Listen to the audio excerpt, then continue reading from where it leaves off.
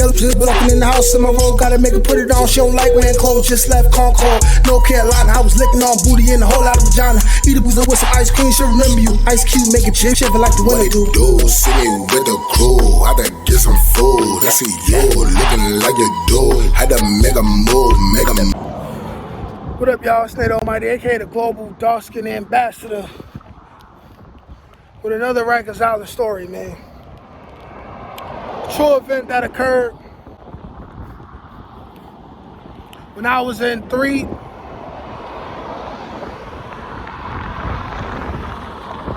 Lowell? Yeah, it was in 3 Low. It was in 3 Low, because I was about to say 3 Upper.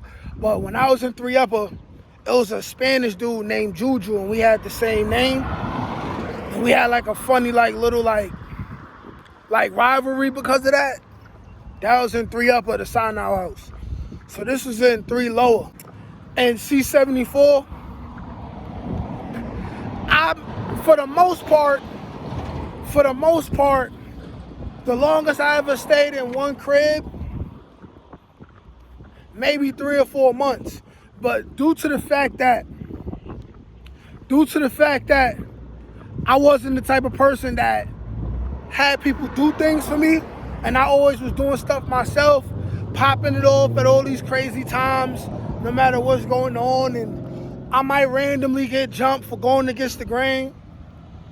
I always end up getting packed up around like 90 days, so I pretty much was in almost every house. I didn't get jumped in every house. A lot of times I popped it off and got packed up, you know what I'm saying? But yeah, but anyways, this is 3 Low, right? So, and all of this ironically happened within like a month and a half. So this is a story about the undercover Crip who came into the island. Crip, right? Nobody knew it was a secret. I guess he folded his flag, maybe. He knew already what it was on the island. The Bloods run everything. It's rare you gonna go to a house and find Crips that run the crib. Maybe you'll find a Crip or two that's holding weight, maybe, but running it and having the most clout, most likely not, especially in C-74 adolescent. Now, but he turned Crip, right? I mean, now he turned Crip. He came in Crip. He was tough in the beginning, though. He was official. He could fight, all that, right? He turned blood. He rode the wave, right? There was this wave with this particular gang set. I'm going to get into that, right? There was a wave, right? Right? He started putting in pain, right? Beating up on Crips, right? Becoming very, very oppressive towards other people, right? But then he got exposed for being Crip. And that's something that you don't do. So what happens is, they sent a missile at him. They sent somebody to do something very bad with him, and that's slash his face with a scalpel. And then I'll tell you the onslaught after that. But the main goal of the story is I want people to understand the consequences of joining the Bloods and the Crips, and how, if you choose to, most people consider this to be a very, very, very serious situation, you know what I'm saying? And also, by becoming a gang member or wanting to be a gang member, a lot of times for you to even get put on, you have to come into it doing something very, very foul to somebody else. And that's part of the story too. Without further ado, let's get to it, man. Go ahead, hit that like button, subscribe if you're new here. Let's get it. So anyways, this 3 Lower, so we chilling, everybody chilling. One day, a new dude comes in, right? Dude tall, not like very, very, very muscular, but like dude has some weight on him, right? Light-skinned dude from Queens. Not gonna say his name. It's irrelevant to the story. Plus, who knows what affiliation he had. If I say his name, then you remember his name. And then it's easy to spot him because it's that dude by that name with the cut on his face, right? So Anyways, this dude comes in. His energy is, like he official. When you've been on the island for some time, you could tell when either dudes is pretending to be tough, but when you put that pressure on them, right, they fold. You could tell when dudes is automatically pussy, right, and they gonna come in and submit immediately, right? Immediately, right? And then you could kind of tell when, dudes is official. So, dude comes in. He seems to already know everything about Rikers Island, because you see, sometimes certain people will come into the island, and as I've stated before in many videos, there's a seating arrangement. So, some dudes, they won't know how the island goes, so they'll go sit in the back just to mind their business, not even knowing that, you sitting on the dick. You sitting where the pussy boys sit, right? They wouldn't know that. Other dudes, they might have been on the island before, or they come in and somebody already told them what it is. So this dude, he already knew what it was, so he comes in. He's standing up. So when he's standing up, the Bloods, they question him. This is a blood run house. Blood/YG, right?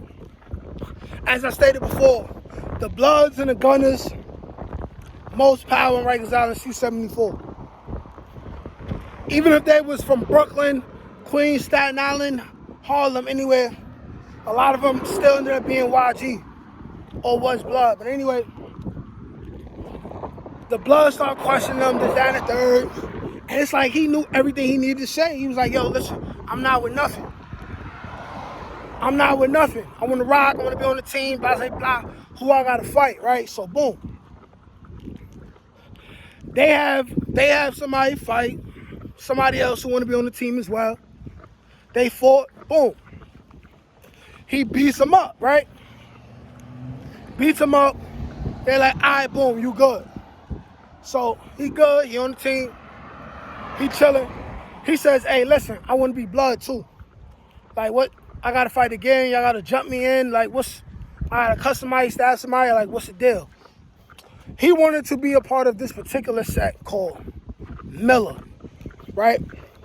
Now, Miller was heavy when I was at C-74. Didn't hear nothing about them once I came home from jail, right? But they was heavy. And it's a point where it was just a wave, like mad dudes was Miller and they was turning mad other dudes Miller. I don't know what's the politics behind that, what big homies was telling them to do that, but it's like everywhere you went, you was hearing about new dudes turning Miller, dudes who was whole other blood sets turning Miller. There's also politics behind that. That's not really respected that much. That's not respected that much at all, especially by, like OG Bloods in the game, right? Who became Blood in the 90s, early 2000s, and was one set their whole life, right? But, Now, they like, oh, word? You want to be Miller? Boom, boom, boom. So, I remember the Bloods is talking about how they going to wait till a particular CO come, right, on a Saturday night, and they going to jump him in. For those of us who are familiar with gang culture, the Bloods, they jump you in for a certain amount of seconds, It could be 2 dudes, it could be 3 dudes, it could be up to 5 dudes, who knows, you know what I'm saying? But they jump you in. And once you get jumped in, you in, you feel me? And then they say it's blood in, blood out, Sometimes they really, really mean that though, you feel me? So, it's probably 2 days before this gang initiation is gonna happen. And I remember we go with the other side of 3 Lower, right? And we go to the gym. So by this point, he can continue to get chummy with the Bloods and all that. I remember pulling him to the side while nobody else looking. I'm like, yo, bro, like, you're official, you can fight. What you want to be Blood for? Because me, I'm somebody who, I've been on an island 9-10 months at this point. So for damn near a year, I didn't see the consequences of wanting to be blood, wanting to be Crip. Bloods versus Crips. I'm noticing all the negativity that comes from this, right? And I'm like, yo, bro, you don't really got to do that. Like, you know what I'm saying? Like I'm relating it to myself. I'm like, I got into a couple extra altercations, but you see me, like I'm good. Like, you see, like I earn my respect all over the building. You feel me? One fist fight at a time, one jump at a time, one jump at a time. You know what I'm saying? Like I don't get jumped no more, for real. Like, mostly where I go, people know who I am because they heard about me, and I at least get the respect of a one-on-one fade in almost all situations now. You feel me? Like, took me a while to get there, but I earned that. You feel me? He like, nah, you know what I'm saying? Like, I'm feeling the movement. He ends up saying something like, I love this blood shit, right? Which is ironic because the way this story is going to turn, right? So, Saturday come, they jump him in, he blood, boom. He blood, he lit, right? He lit. So, over the next couple weeks, he really putting on for the set, right? Couple Crip dudes come in. He jumping out the window to spank him. You know what I'm saying? One Crip he had knocked out, right? He going hard with the slurs against the Crips. All of that, right? He going hard. Like, yo, when I say he going hard, he was going hard, right? You would think he hated Crips his whole life, right? So boom. We're in the corridor,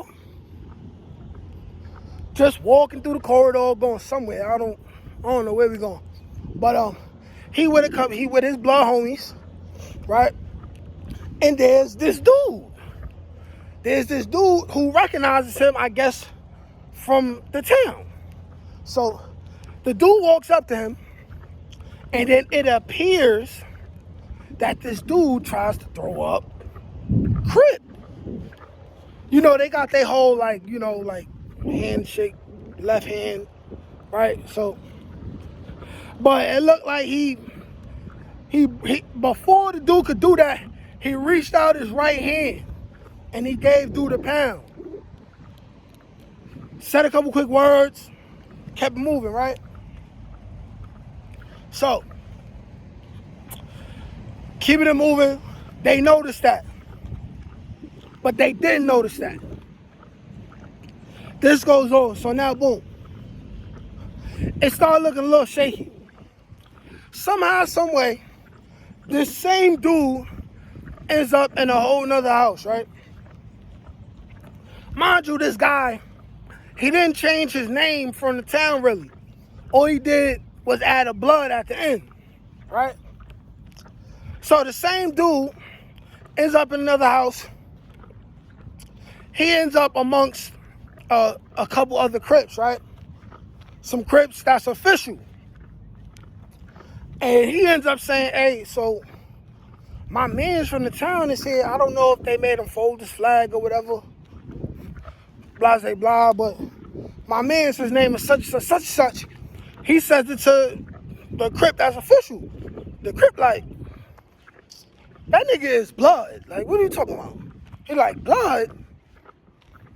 He like, nah, he Loke. He's like, his name is such and such Loke. So it's like, all the nigga did was replace the Loke with the blood name, right? Stupidity, I know. So now, this Crip, who's official, mind you, I say he's official, and he happens to be cool with not all the Bloods that whole way in the building, but a good amount of them, including the two Bloods that ran the crib that we in. So, go to Lola, they meet up with him, right? They tell him about the situation. So now the next day, they go to the law library, right? They bring this dude who allegedly is blood now, banging on Crips, but really was Crip. They bring him to the law library. They bring his mans. So now they get into a almost altercation where dude from the town like, yo, I thought you was tough. You came here not jacking Crip. You came here not jacking Crip, blah, blah, blah. So, dude denying it. He like, yo, listen, I don't know what you talking about. I was never Crip. This down the third, this down the third. At this point, the Bloods who run the Crip, they definitely believe he was Crip by how he acting and how he moving and just how shaky he look. But they rock him to sleep. And by rocking him to sleep, it's basically like playing the 4-day laws of power. Acting like you're not bothered about the situation. Acting like you're not going to do something to somebody. But know the reality you are. So they let maybe another week go by. They treat him the same. They don't act like nothing. They'll never bring up the situation. But then they get the iPod involved. And the iPod is the International Pop-Off Dummy. This is a dude who, a day room nigga, who wants to be blood, wants to get his weight up. And he been getting cool with the dudes who run the crib for a little while. So they say, hey, listen, you want to turn homie? You want to be down? See that dude over there? He used to be Crip, pretend to be blood. We rocking him to sleep. I'm going to give you this scalpel.